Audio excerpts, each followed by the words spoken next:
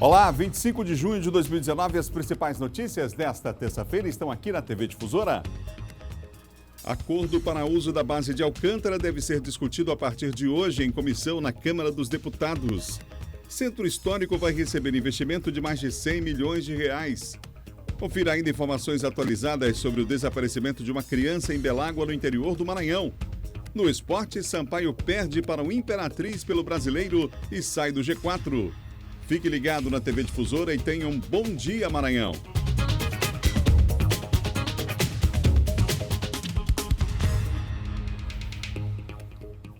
Uma excelente terça-feira para você que nos acompanha em todo o estado aqui pela TV Difusora. Estamos começando o nosso Bom Dia. Você que nos acompanha na capital e também no interior do estado, tudo de bom nesta terça-feira. Hoje é terça, dia do quadro Trabalho e Emprego, e a gente vai falar hoje sobre a importância da inteligência emocional no ambiente de trabalho. Vou receber no estúdio um especialista sobre o assunto e já já você confere então esse papo sobre esse assunto aqui no Bom Dia, tá bom? Mas nós vamos começar essa terça-feira para inspirar você com imagens da capital de todos os maranhenses. Olha que bela imagem, olha o sol aí como é que já está brilhando na ilha, alguns pontos, tempo nublado em alguns pontos da ilha, mas estamos aí.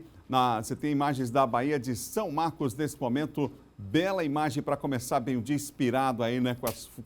Com essa imagem, a gente começa essa terça-feira, imagens ao vivo desse momento aqui de São Luís do Maranhão. A gente vai dar um giro agora no trânsito, saber como é que está o trânsito na capital no começo desse dia com o auxílio do aplicativo Waze. Vem comigo para a gente conferir. Trânsito na Jerônimo de Albuquerque, ali próximo a Daniel de Latouche.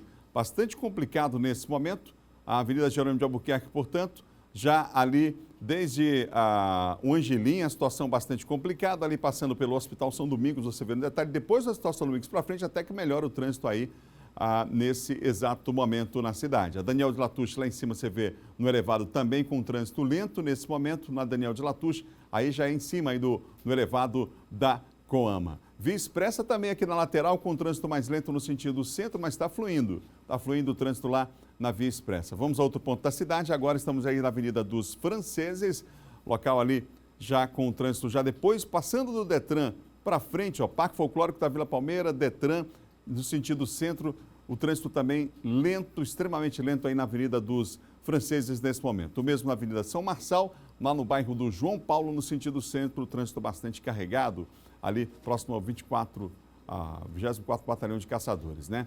Nós temos aí o trânsito, o engarrafamento intenso nesse momento na Avenida Casimiro Júnior, próximo ao Instituto Divina Pastora, trânsito também carregado e agora já lento, extremamente lento nesse ponto da cidade. Algumas avenidas da capital com auxílio do aplicativo Waze, você sabendo como é que está o trânsito aqui em São Luís, nesse momento no novo Bom Dia Maranhão.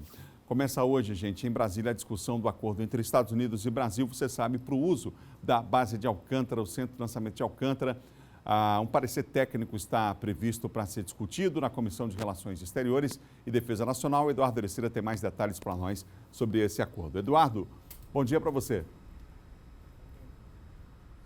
Olá, muito bom dia, Adalberto. Bom dia a todos que acompanham o Bom Dia Maranhão. Uma ótima terça-feira a todos. Um acordo aí que deve ser debatido, de extrema importância aqui para o estado do Maranhão e também para o país, para o Brasil. Esse acordo começa a ser debatido, como você disse, Adalberto, a partir de hoje, na tarde desta terça-feira, previsto aí para ter início os debates a partir das 15 horas, portanto, às 3 horas da tarde, na Câmara Federal, na Câmara dos Deputados.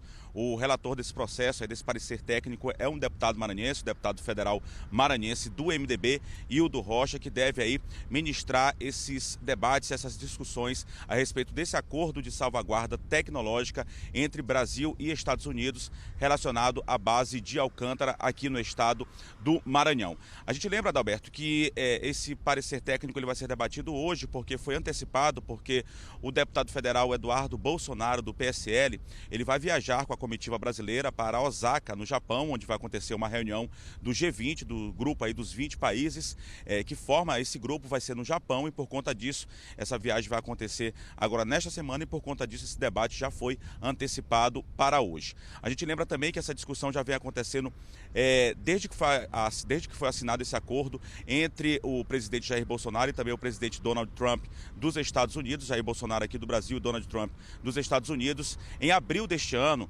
uma comitiva, inclusive o próprio ministro de Ciência, Tecnologia e Comunicação, o ministro Marcos Pontes, já já esteve aqui no Maranhão. Na oportunidade, ele visitou a base de Alcântara, acompanhado de uma comitiva do Ministério.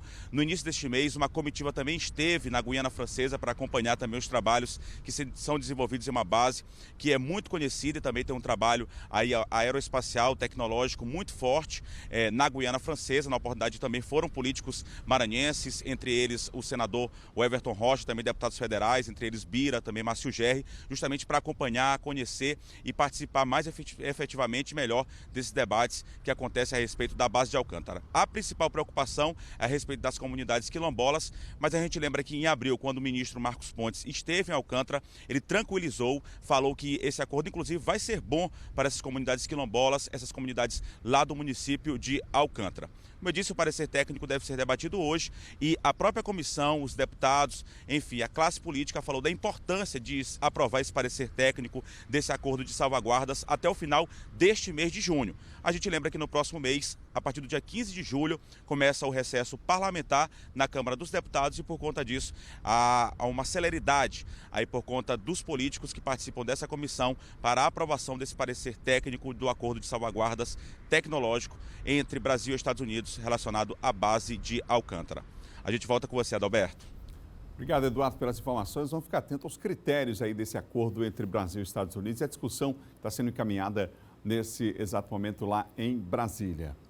O Centro Histórico vai receber mais de 100 milhões de reais em investimentos. Parte dos recursos devem ser destinados à recuperação de casarões na capital e na preservação desta riqueza que é patrimônio cultural da humanidade. Participaram do lançamento do projeto deputados estaduais, federais e senadores. O projeto prevê um conjunto de obras para valorizar a região do Centro Antigo de São Luís. As intervenções devem incrementar ações que incentivem a moradia na região, o comércio e a gastronomia. O projeto deve ser executado nas áreas que abrangem o tombamento estadual e federal, com obras executadas pelo Governo do Estado e IPHAN. Durante o evento de lançamento, foram apresentadas as estratégias para a captação de recursos que devem ser investidos também na recuperação de casarões e na preservação do patrimônio imaterial. Nós temos que garantir que quem mora no centro de São Luís continue morando e quem queira morar também possa vir. O segundo polo é o comercial. Por natureza, o comércio é muito forte nessa região, desde a Rua Grande, da Deodoro, do Largo do Carmo e da Praça João Lisboa. O terceiro eixo é o eixo institucional, que é justamente aqui a Praça Pedro II, onde está o Palácio dos Leões, o Tribunal de Justiça. Temos que trazer outros órgãos para cá para garantir um maior trânsito e fluxo de gente. Nós estamos anunciando 140 milhões de reais de investimentos, também do governo, parceria também com empresas privadas, além das ações já feitas pelo IPHAN e pela Prefeitura de São Luís. De modo que só do governo do estado nós estamos chegando, vamos ultrapassar com esse plano 200 milhões de reais investidos, além dos investimentos de outros entes públicos, abrindo caminho com isso para aquilo que nós desejamos, uma ampla revitalização, renascimento, fortalecimento do centro histórico.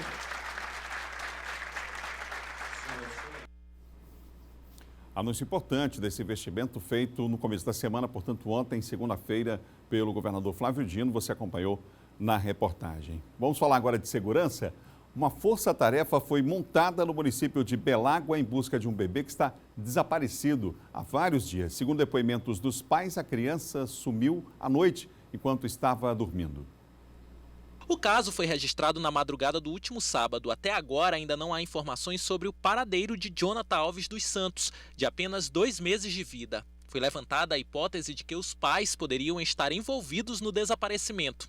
Mas nada, por enquanto, foi confirmado. Nós não desprezamos nenhuma linha de investigação. Todas as possibilidades que nós imaginarmos na investigação, ou as possibilidades que as pessoas ventilarem para a Polícia Civil, todas as informações, tudo é checado no intuito de descobrir o paradeiro dessa criança. No final de semana, chegou ao conhecimento da polícia que na madrugada do desaparecimento, um casal estaria em cima de uma moto transitando pela cidade com uma criança pequena nos braços.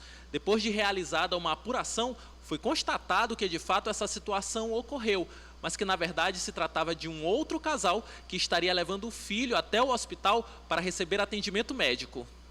Revoltados com a falta de respostas, moradores da cidade chegaram a se aglomerar no domingo em frente à residência dos pais da criança. A polícia tenta localizar o recém-nascido não só ouvindo pessoas que possam contribuir com informações, como também por meio de possíveis imagens do circuito de segurança de casas e estabelecimentos próximos. Tudo está sendo checado, as prováveis rotas de fuga, a existência de sistema de vídeo monitoramento, tudo isso vai ser utilizado. Certamente os investigadores vão explorar, né, para levar isso à investigação.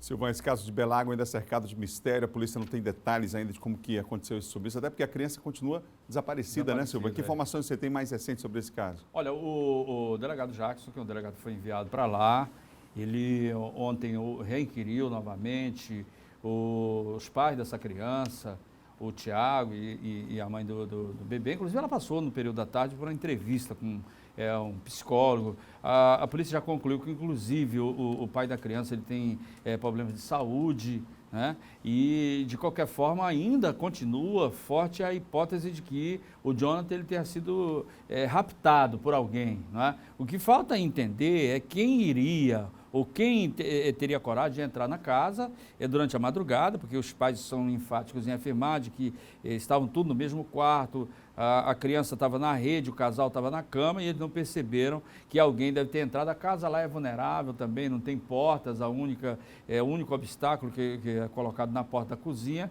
é uma espécie de cancela feita de madeira. Então alguém entrou com facilidade e pode ter levado aí essa criança. Dificuldade também porque as pessoas, talvez até na ânsia de ajudar, Alberto, e viraram toda a cena, o que dificultou o trabalho dos peritos que poderiam encontrar vestígios, né, que ajudassem a identificar algum suspeito. A única câmera de segurança da cidade é a do hospital, que serviu inclusive para tirar uma dúvida, porque muita gente teria visto à madrugada um casal de moto com uma criança, mas já as imagens constataram que é uma pessoa mesmo da cidade, que a criança se sentiu mal durante a madrugada e teve que procurar o hospital. Então está muito ainda no começo essas investigações, que devem avançar dentro das próximas horas a partir do momento da montagem dessa força-tarefa que está trabalhando lá na cidade de Belágua.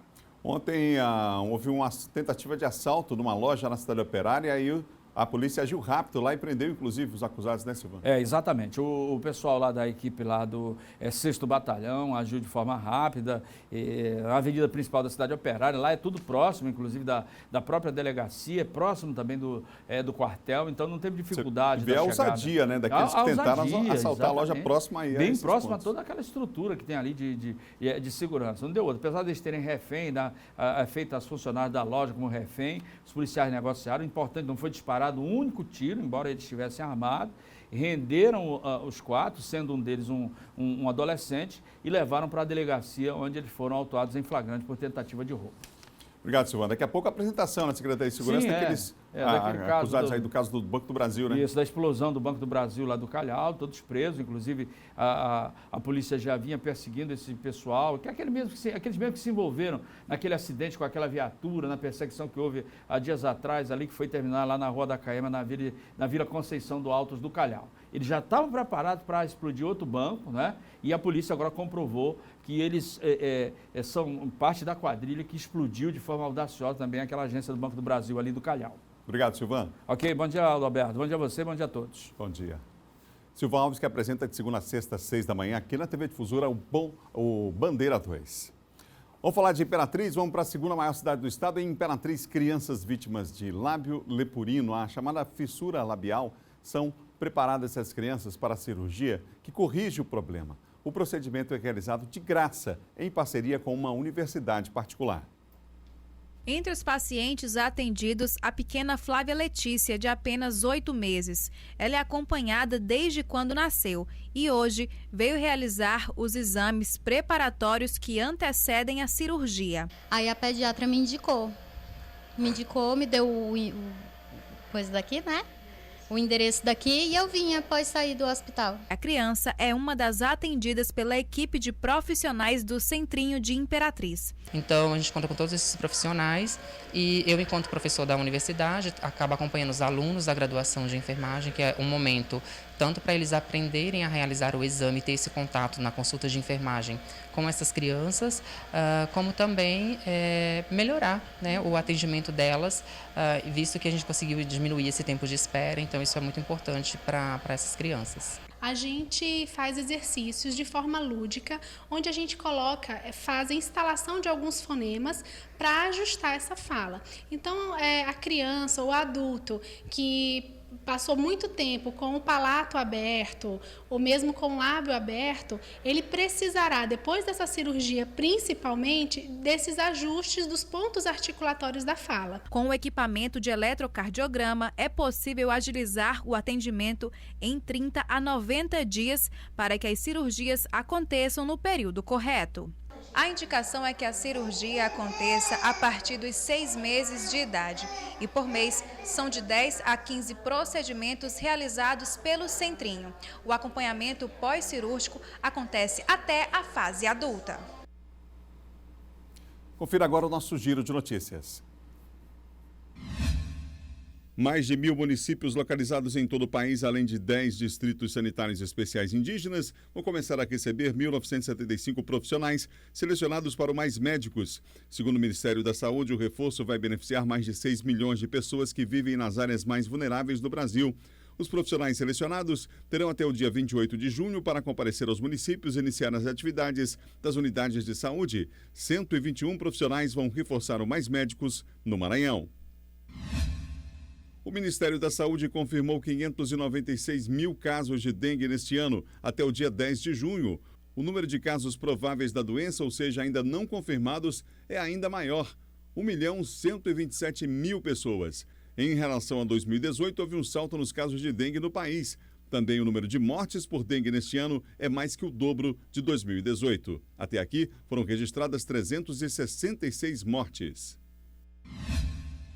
Dados do Ministério da Saúde revelam que 19,3% da população das capitais brasileiras usam o celular enquanto dirigem. Isso significa que, de cada 5 pessoas, uma afirmou que comete esse ato. A informação é do Sistema de Vigilância de Fatores de Risco e Proteção para Doenças Crônicas. As capitais que apresentam maior percentual de uso de celular por condutores foram Belém, Rio Branco e Cuiabá. São Luís, com 22,3%, aparece em 8º lugar na lista. No próximo bloco, a importância da inteligência emocional no ambiente de trabalho. E mais, deputados federais maranhenses analisam a reforma da Previdência com John Coutrin no quadro de política. São 7 horas nesse momento, 7 horas e mais 17 minutos. Imagens você tem ao vivo aí da Avenida Litorânea, na capital de todos os maranhenses. O Bom Dia volta já já.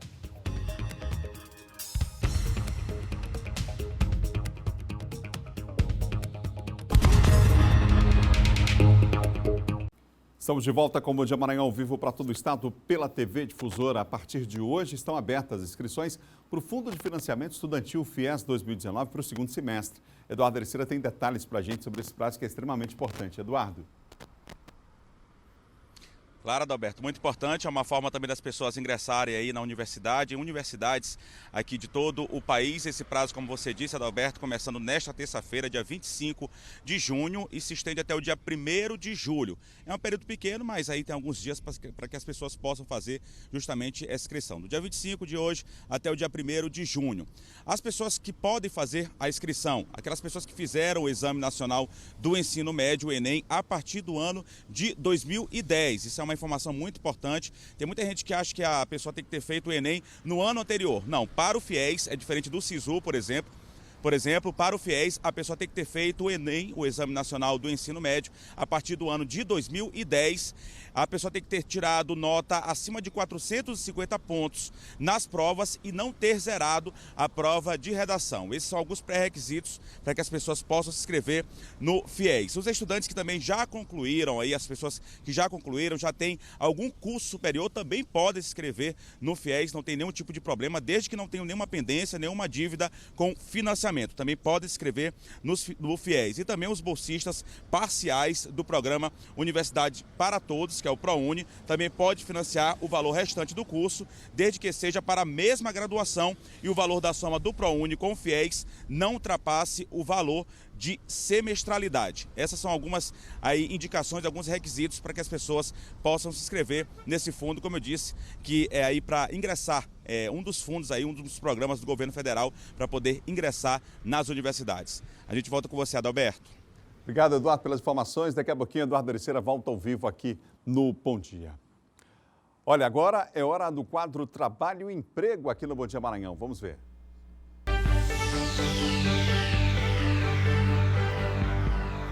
E no quadro Trabalho e Emprego de hoje, nós vamos falar sobre a importância do gerenciamento das emoções no local de trabalho. Aliás, o trabalho ocupa grande parte da nossa existência, não é? E por isso precisamos aí lidar com ele, com tudo que o envolve, como, por exemplo, os relacionamentos com os colegas, com a chefia, as pressões, o estresse do dia a dia. Para falar sobre o assunto, estou recebendo aqui no estúdio um especialista, um estudioso do assunto, aqui no estúdio, um neurocientista e especialista em inteligência emocional com mais de 20 anos de experiência, Jailson Pinheiro.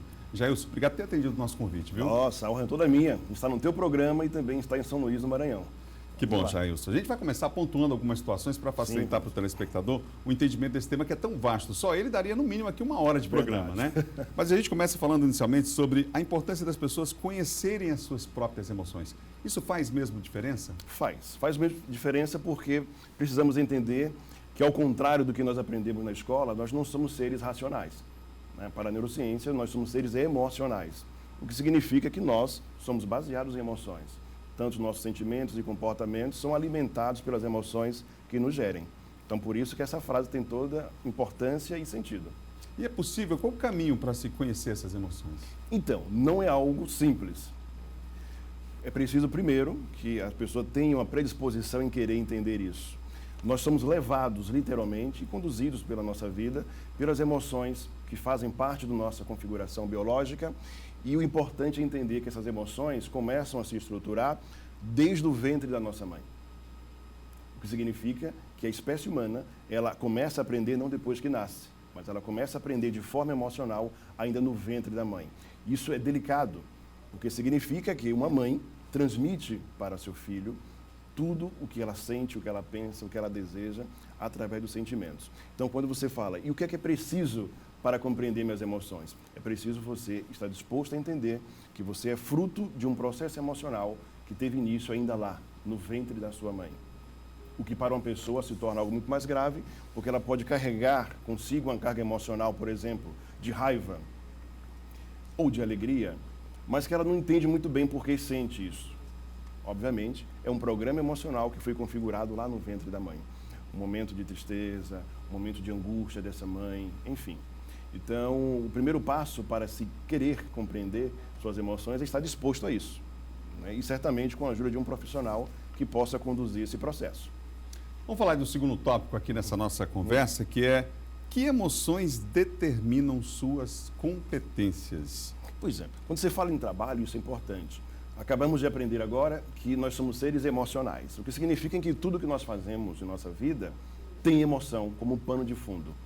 A emoção é uma palavra interessante, né? Ela é uma mistura do latim de duas palavras, o e e o emovere. Então, significa movimento. Nós somos movimento. A espécie humana, ela é movimento. Nossas células são movimento, né? Então, o corpo é movimento. O que significa que a emoção move o ser humano. Então, quando você fala em trabalho, as pessoas não têm essa compreensão. Por exemplo, por que você está na profissão que está? O que é que te faz acordar de manhã bem cedo para ir trabalhar? Por que você escolheu essa profissão? Então, são programas emocionais. E no trabalho, como é um ambiente social, essas emoções que você carrega aí estarão aflorando a todo momento. Nós temos uma grande ilusão, meu amigo, de que nós podemos controlar nossas emoções. E o pior, a maioria das pessoas acredita que nós podemos esconder as emoções. Nós não conseguimos fazer isso. Não dá, né? Não. As emoções são processos neurobiológicos e por isso eu não tenho controle sobre ela. Então, quando você está com raiva, meu amigo, percebemos isso. Quando você está triste, as pessoas percebem que você está triste. Quando você está alegre, a mesma coisa. Então, por mais que você tente disfarçar, e a neurociência prova exatamente o contrário, Quanto mais você tenta esconder ou disfarçar a emoção, aí é que ela aflora. Então, aquela história que se falava antes de, entrou no trabalho e deixa os problemas do lado de fora. Pois é, como isso não dá impossível, né? Isso é uma balela. Já está na bagagem, né? Já está na bagagem, cara. Você é um ser único, não há separação, por mais que tentem fazer isso. Então, vejam, se você é um ser humano que carrega consigo uma carga emocional de raiva, não tenha dúvida que essa raiva estará no seu trabalho.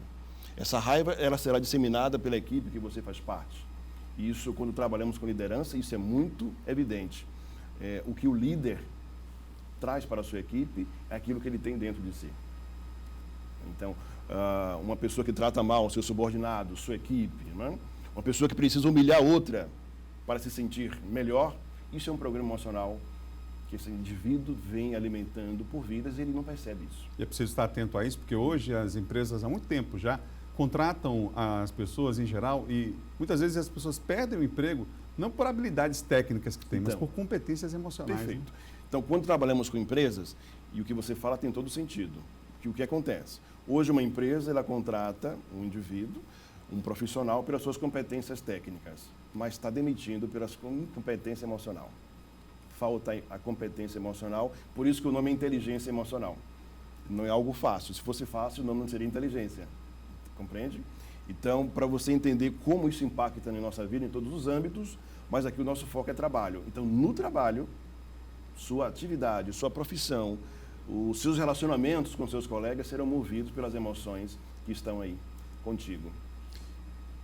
E como é que essas emoções, Jailson, interferem nos relacionamentos? E aí, relacionamentos de trabalho, já que esse é o foco nosso. Pois é. Então, como tudo, já falei, somos seres emocionais, nossos relacionamentos também são geridos de forma emocional. Algo que eu converso com as pessoas para que elas comecem a entender esse âmbito das emoções, algumas perguntas que eu faço e farei agora para você e para os nossos telespectadores, que é o seguinte: você já analisou o perfil ou o tipo de pessoas que estão fazendo parte do seu convívio hoje? Quem são seus amigos? Quem são seus colegas de trabalho? Quem são aqueles que estão mais próximos a você? As pessoas não refletem sobre isso. Mas quando começarem a refletir, vocês irão perceber que vocês atraem um perfil específico de pessoa. E esse perfil específico de pessoa, ele é definido pelo teu programa emocional. As emoções que você carrega aqui dentro atraem o tipo de pessoa que faz parte do seu convívio. Isso, como você falou, para um relacionamento afetivo, amoroso ou trabalho. E, geralmente nós não escolhemos, né, onde vamos trabalhar, mas lá, dentro do ambiente corporativo de trabalho, você vai se aproximar de forma natural com algumas pessoas e também vai se afastar de outras. Tanto a aproximação de alguém para você ou afastamento significa que é um programa emocional ali dentro. Isso é muito efetivo.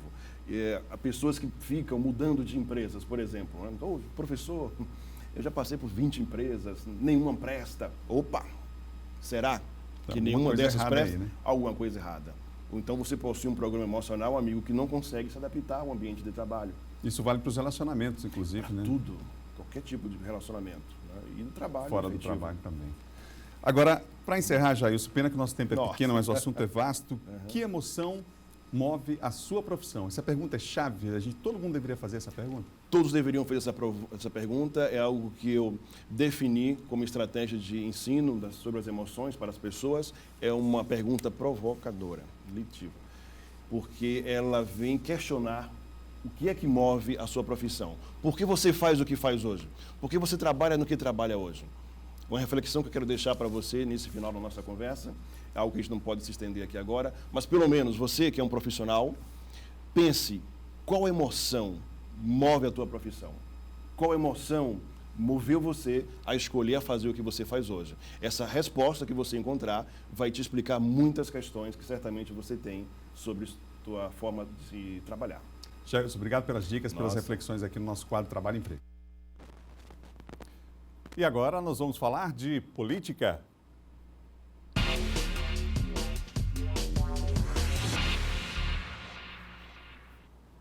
Comigo aqui no estúdio, João Coutrin. João, bom dia para você. Bom dia, Adalberto. Bom dia a todos. João, vamos falar sobre política, eleição, pesquisas, enfim, vários assuntos em pauta aqui, que a gente começa por qual assunto? Vamos começar, Adalberto, pelo ping-pong que nós fizemos ontem. Ontem foi o lançamento do programa Nosso Centro, pelo governador Flávio Dino, prefeito Edivaldo Holanda Júnior, presente, né? Senadores Everton e Elisiane presentes nesse evento, Nosso Centro, ontem no Palácio dos Leões. E nós aproveitamos para falar com o Rubem Júnior, né, que foi o secretário que apresentou esse programa, secretário das cidades, mas nós falamos de política com ele, Adalberto. Política, ele que é do PCdoB, pode ser candidato a prefeito ou não, mas fizemos um ping-pong rapidinho com ele. Vamos acompanhar aí. A última eleição de prefeito que o PCdoB disputou foi em 2008, com Flávio Dino ainda. Desde então nós não participamos na linha de frente, temos o atual vice-prefeito Júlio, mas é um problema bom ter 3 bons pré-candidatos para o ano que vem. Pesquisas eleitorais. Pesquisa eleitoral em São Luís nunca contou muito. Nas últimas eleições, quem estava na frente terminou perdendo. Em alguns casos não foi nem para o segundo turno. Eleição em São Luís se resolve durante o período eleitoral. O importante é ter o que mostrar, não é largar na frente. Você acredita que a base do governador Flávio Dino terá mais de um candidato? Acho provável, porque como é uma base muito grande e hoje falta um candidato nato, um candidato que agregue absolutamente todo mundo, é normal e legítimo que numa eleição sem coligação nós tenhamos o maior número de candidatos no primeiro turno e no segundo turno todos estejam unidos para garantir a continuidade da parceria entre a Prefeitura e o Governo do Estado. Quando o PCdoB definirá isso, o nome? No tempo certo da política, lá no ano que vem. Eu, por exemplo, esse ano sou secretário, estou absolutamente focado, única e exclusivamente na gestão. Essa questão de candidatura a gente deixa para decidir só no ano que vem. Muito bom, exclusivo o vídeo aí do quadro político aqui do Bom Dia. É exclusivo, Adalberto, nós falamos semana passada com o próprio vice-prefeito, o Júlio Pires, do PCdoB, e aproveitamos também falar com o Rubem Júnior sobre essa questão eleitoral. Falta um ano, mais ou menos, um pouco mais de um ano, sobre essa disputa. Ele falou, o Rubem Júnior, que pesquisas, né, não importam agora, porque as últimas 2 eleições que a gente teve na frente, acabou perdendo. No caso, aí o Edivaldo venceu tanto o João Castelo e a Elisânia Gama também liderava as pesquisas e acabou perdendo. Então ele disse que não influi muito.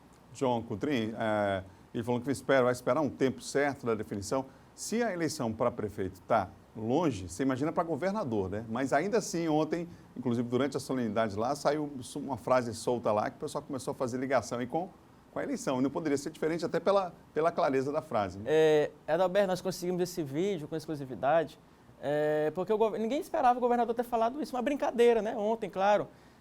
Lá com ele, nesse mesmo evento, nós falamos do programa Nosso Centro, o governador fez uma brincadeira, né? Já que estava na mesa ali com ele, o vice-governador Carlos Brandão, o senador Everton, a senadora Elisiane, prefeita de Valonada Júnior, presidente da Câmara Osmar Filho e vários deputados federais. Ele brincou dizendo que ali poderia estar o sucessor dele, porque ele falava de programas e queria que esses programas fossem dados continuidade. E aí ele brincou, vamos acompanhar aí.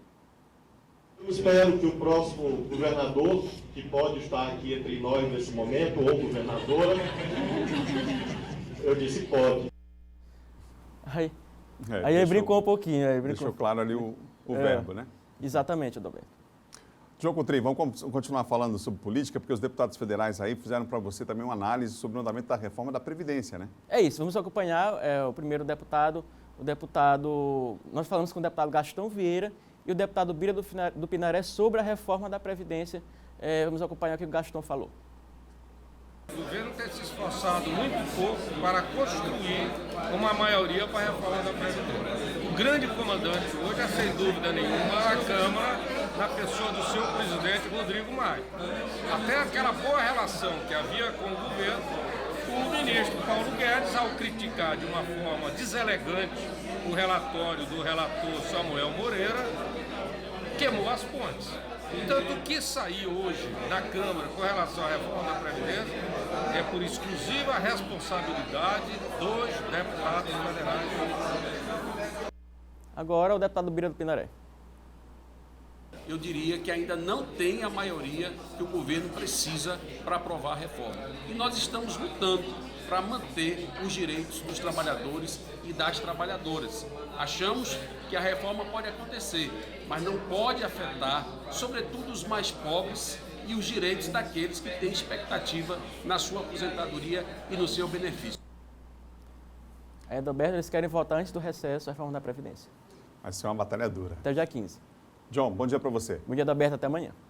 É o nosso João Coutrin, colunista de política aqui do Bom Dia. No próximo bloco vamos falar de esporte. O Sampaio perdeu para o Imperatriz pelo Brasileiro e foi de goleada, hein? Você vai ver também a programação dos Arraiais para hoje, o batizado de um batalhão pesado tradicional da ilha, o Boi de Maracanã. Bom Dia volta já já, imagens ao vivo você tem do Arraial do Ipen, um dos mais bonitos aqui da capital. A gente volta em instantes com o Bom Dia Maranhão.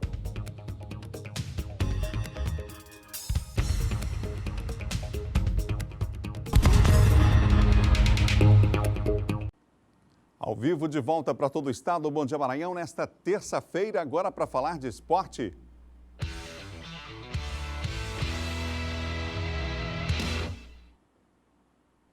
Campeonato Brasileiro. Sampaio jogou ontem em Imperatriz no estádio Frei Epifânio e perdeu. Foi goleado para o time da casa e saiu do G4. Em campo com o tradicional uniforme vermelho, o time começou a partida um tanto tímido. Aos 15 minutos, cartão amarelo para o Eloy, o camisa 5 do Sampaio. E aí, no pênalti, Matheus Lima do Imperatriz colocou a bola na marca, chutou forte e abriu o placar aos 22 minutos do primeiro tempo. O Sampaio buscou um empate e o Imperatriz foi tentando acertar as saídas de bola devido à grande marcação do adversário. Aos 41 minutos do primeiro tempo, o Lenilson perdeu a chance de garantir esse empate. O fim do primeiro tempo foi pura emoção. Aos 45 minutos e 50 segundos, para o delírio da torcida, o Cavalo perdeu a chance de garantir mais um gol. As duas equipes querem a vitória, mas em busca de objetivos diferentes. Enquanto o Cavalo de Aço quer se afastar da zona de rebaixamento, o Sampaio quer permanecer na zona de classificação. Já no segundo tempo, mais oportunidades de o Cavalo ampliar o placar do jogo difícil pela 9ª rodada do Campeonato Brasileiro da Série C. Nos primeiros 5 minutos, mais um gol do Imperatriz, dessa vez do Vitor Xavier. Bola rolando e nos 20 minutos do segundo tempo, mais um gol, novamente do Imperatriz, disparando no placar com 3-0. Nós estamos numa crescente boa, com a chegada do Paulinho ele implantou uma nova forma de jogar, com a posse de bola, da gente ir para cima, de continuar pressionando, de marcar pressão. E a gente lá na frente tem que botar a bola para dentro e graças a Deus as coisas estão dando certo e vamos continuar subindo na tabela. Temos grande chance de classificação para o mata-mata. Vendo que erramos para poder trabalhar durante a semana e nesse segundo turno não podemos errar mais. Acho que nós temos que ter a consciência que ir galgando pouco a pouco, degrau a degrau, para depois a gente pensar lá na frente. A princípio nós temos que conseguir as nossas vitórias dentro de casa e graças a Deus hoje nós conseguimos.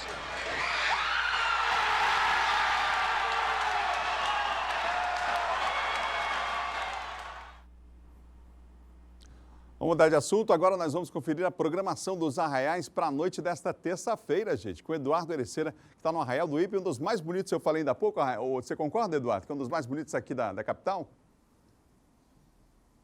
Certamente, Adalberto, e tem atraído muito o público, pessoas que vêm para cá para acompanhar a programação aí junina, também toda essa estrutura que foi montada aqui no Arraial do Ipe, de fato, um dos mais belos arraiais aqui da capital São Luís. Vamos para a programação, hoje terça-feira, São João aí pegando fogo aqui em São Luís, tem programação a partir das 7 horas da noite com o grupo alternativo Piaçaba, às 8 horas da noite tem um boi Encanto do Olho d'Água, às 9 horas da noite tem um boi Pirilampo, às 10 horas da noite tem um Boi da Lua e às 11 horas da noite, encerrando a programação de hoje aqui no Arraial do Ipen, tem um Boi de Ribamar, nesta terça-feira encerrando a programação.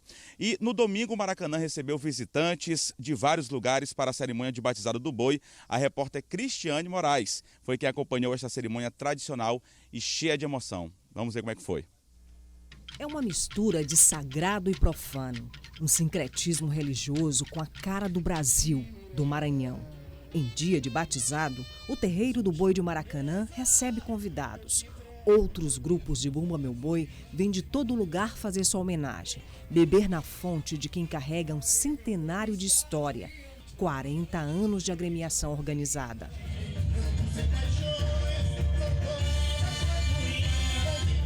Enquanto a música toca lá fora, aqui se mantém um lugar sagrado, espaço em que vai ser realizado o batismo do boi daqui a pouco. Aqui o altar para São João, a homenagem a Humberto de Maracanã e também as homenagens aos guias e entidades que protegem o boi de Maracanã. Só depois do batizado, o boi recebe a autorização para sair dos terreiros. É no altar que todo mundo acende suas velas, faz seus pedidos pessoais e manifesta sua devoção. Que Ele me dê muitas bênçãos, vocês são de Deus Pai Todo-Poderoso, que é o maior nosso Pai, né, minha filha? E Ele também, meu São João. Graças a Deus, enquanto vida eu tiver, eu estarei todos os anos aqui. São muitos anos passando pelo mesmo altar, guardando uma saudade de quem escreveu muitas páginas dessa história. Nós sente naquela memória dele aqui, guarnecendo o batalhão dele, aqui perto de São João Batista, nós dando toda a força, porque esse aqui é nosso pai e ele deixou o nome dele na história para nós, viu? Na verdade, ele, Humberto de Maracanã, continua por ali, está em todo lugar. No barracão, a voz que encantou parece ressoar. E com tanta força que fez e faz do boi de Maracanã um patrimônio vivo da cultura popular do Maranhão. A gente pode resumir em uma única palavra: Humberto de Maracanã. Não tem outro nome, não tem outra pessoa, não tem outra fundamentação. Foi passando de geração para geração, chegou na dele e agora chegou na nossa. É hora do batizado, salão lotado, e a estrela do dia sai do seu esconderijo. Tem padre e ladainha moda antiga. O padre relembra: gente, não é batizado, é bênção. Do Pai e do Filho, escondamente, e do Espírito Santo. Ah, mas para essa gente toda é batizado sim, senhor. Tem madrinha e padrinho, vela de promessa e viva São João! Viva São João! Depois do batizado, é hora de guarnecer. Afinal, os pandeirões já estão esquentando na fogueira. E lá no terreiro, o boi acorda, a toada encanta. E vaqueiros, índias e caboclos de pena recomeçam sua jornada. Lá vem o batalhão de ouro.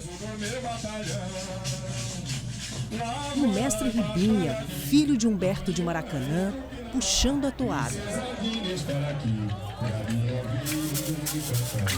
É para São João, Santo Antônio, para todo santo. Matracas, pandeirões que vão custar a silenciar. São Marias, ou é João, ou é Pedro, quem sabe, hein? Anônimos, vivendo o que herdaram, deixando o sangue pulsar.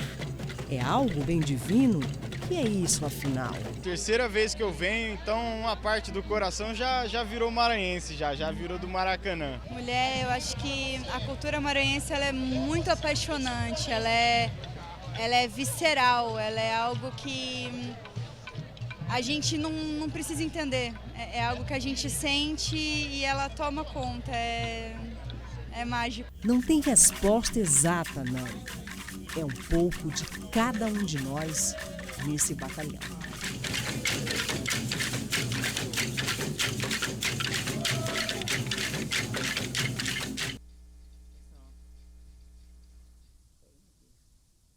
Pois é, Adalberto, bela reportagem aí da Cris que a gente pôde acompanhar, mostrar essa rica cultura aqui do estado do Maranhão, de um dos principais grupos de Bumba-Boi, um dos grupos mais tradicionais, que é o batalhão aí de Maracanã, um dos rituais principais que faz parte desses grupos e que envolve não só os brincantes, mas as pessoas que participam dessas brincadeiras, que é o batizado do boi. Muito bonita a matéria. Adalberto, vamos também para a programação do Arraial da Praça Maria Aragão. Também hoje, terça-feira, tem muita festa por lá. Às 7 horas da noite tem a Dança do Lelê de São Simão. Às 8 horas da noite tem o Bumba Meu Boi famosão de Humberto de Campos. Às 9 horas da noite tem o Boi da Fé em Deus. 10 horas tem o show de Michael Wesley. Às 11 horas tem o Boi Lendas e Magias. Meia-noite tem participação do Boi Oriente. E à 1 hora da manhã, já de quarta-feira, fechando a programação no Arraial da Praça Maria Aragão, tem um Boi Brilho da Juventude. A gente volta com você, Adalberto.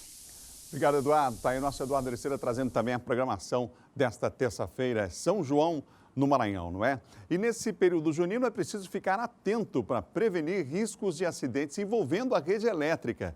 Festa boa, afinal de contas, é festa segura, como nos mostra Raquel Souza. Entre os atrativos das festas juninas estão as danças e comidas típicas. Mas a época também exige atenção redobrada sobre os cuidados com a rede elétrica na montagem e decoração de palcos e inclusive das barracas. Fornecer a carga correta quando for solicitar a ligação provisória na agência de atendimento da SEMAR. Um outro cuidado é não instalar bandeirolas embaixo da fiação elétrica para que não corra nenhum acidente. Seu Ivan está com uma barraca montada em um arraial junino da cidade. Reconhece que é necessário tomar cuidados em relação à montagem e decoração das barracas, assim como na rede de alimentação elétrica. Canalização que é feita, tá? A proteção do fio e também da parte do gás, bombeiro vieram aí, nos deram a orientação. E essa orientação fez com que a gente realmente viesse montar a barraca de uma forma segura e trabalhar com tranquilidade. Acompanhamos uma equipe fazendo uma vistoria nas instalações elétricas nas barracas do local e orientando os ambulantes sobre os parâmetros de segurança. Durante essa vistoria, a gente verifica vários pontos, né? Por exemplo, a questão aqui das barracas, a gente verifica aqui que as barracas elas não têm um distanciamento delimitado em norma. Entendeu? Cada barraca aqui deveria ter pelo menos 1 metro de distanciamento. A gente verifica outros pontos aqui falhos, algumas anomalias relativos à instalação elétrica. Além disso, a gente não observa extintores. Além dos cuidados com a montagem e decoração das barracas nessa temporada junina, outro fator importante é a presença de uma especialista para checar as instalações elétricas no local. Afinal, todo cuidado é pouco para garantir a segurança de todos. Reportagem feita pelos nossos colegas aí de Caxias. Você ligado no Bom Dia, confira agora a previsão do tempo na capital e no interior do estado. Vem comigo, pois a gente começa na Baixada Maranhense com Pinheiro. Hoje, Pinheiro com céu parcialmente nublado a claro, probabilidade de chuva ocasional isolada durante a tarde. Mínima em Pinheiro 25, a máxima 31 graus. Em Codó, céu parcialmente nublado, ausência de chuva. Por lá, a mínima de 23, a máxima de 33 graus. Em Carolina, predomina poucas nuvens sem previsão de chuva por lá. Mínima de 24, máxima de 35 graus. Dá tempo de mais 3 cidades, vamos mostrar para você agora no nosso mapa, parceria com o Labinete Laboratórios de Meteorologia da UEMA, Bacabal, Barreirinhas e São Luís. Em Bacabal, hoje céu parcialmente nublado, ausência de chuva, mínima de 23, máxima de 33 graus. Barreirinhas, predomina hoje o céu parcialmente nublado, a claro, chuvisco isolado no período da tarde, mínima de 25, máxima de 32 graus. Em São Luís, na capital, céu parcialmente nublado, sem probabilidade de chuva, mínima de 24, máxima de 31 graus. Confira agora a tábua de marés. Está na tela para você a tábua de marés na madrugada, aos 6 minutos de hoje, 4,6 metros, maré alta. 6h26, maré baixa com 1,5 metro, meio-dia 29, 4,8 metros. E às 18 horas e 58 minutos à noite, maré baixa com 1,3 metros. A gente fica por aqui. Bom Dia termina agora. Outras notícias no portal MA10. Amanhã a gente se encontra no Bom Dia Maranhão às 7 da manhã. Fique ligado na nossa programação, ligado aqui na TV Difusora. Hoje, mais uma noite de arraiais na cidade. A gente vai conferir tudo para você e trazer amanhã as imagens aqui no Bom Dia. A programação você já conferiu na tela, mas lá no portal MA10 você confere também a programação desses arraiais que divulgamos aqui e de outros arraiais também. A gente se encontra amanhã às 7 da manhã cedinho para começar o dia com você, para começar o dia com muita informação aqui na sua TV Difusora. Imagens ao vivo do Arraial do Ipe, um dos mais bonitos aqui da capital, preparado, prontinho para mais um dia de programação. Vai ser assim até o final do mês, até o dia 30, com as festas em vários pontos da ilha e do estado também. Com essas belas imagens, a gente encerra o Bom Dia dessa manhã de terça-feira, o céu brilhando aí no bairro do Calhau, no Arraial do Ipe, pronto para mais um dia de festa. Amanhã a gente se encontra às 7 da manhã com mais um Bom Dia Maranhão. Até lá!